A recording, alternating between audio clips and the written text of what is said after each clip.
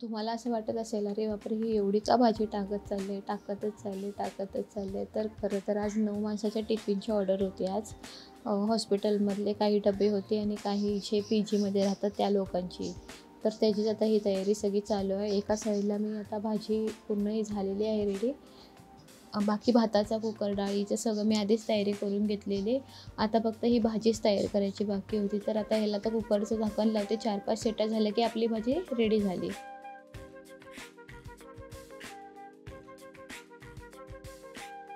त्यातल्या त्यातच आपल्याला मोदकाची ऑर्डर होती. आपल्याला 20 आपल्याला 25 मोदकाची ऑर्डर होती आज. तर इथे बघा पटापटा इथे कळ्या पाडणं सुरू झालेलं आहे. खरं तर जेव्हा काही कामं नसतात तेव्हा आपला दिवस असाच फुकट जातो. पण जेव्हा आपल्याला खरंच काही कामं असतात त्यामध्ये बरीच कामं अजून येत असतात. तुम्हाला पण हा अनुभव आलाच असेल ना?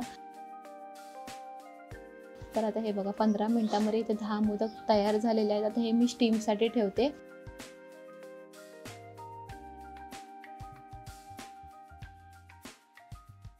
तोपर्यंत मी बाकीचे पण मोदक पण करायला घेते. आणि हे तर बघा आता इथे चपात्यांचं इथे चालू आहे. सगळ्या चपात्या भाजून झालेल्या आहेत आणि टिफिन भरायची ते सुरुवात चालू आहे. तर आपल्याकडे आज मुगाची भाजी होती, मटकीची भाजी होती. तर मेनूमध्ये 2 भाज्या असतात खरं तर, जी कोणाला पाहिजे ती ते मागतात. तर आता इथे डाळ-बीळ सगळं इथे भरलेलं आहे आणि रेडी झालेला आहे आपला टिफिन.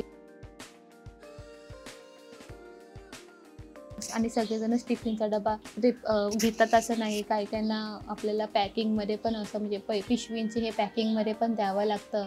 काही-काहींना तेवढाही टाईम नसतो खरं तर की टिफिन धुवा आणि द्या हे ते.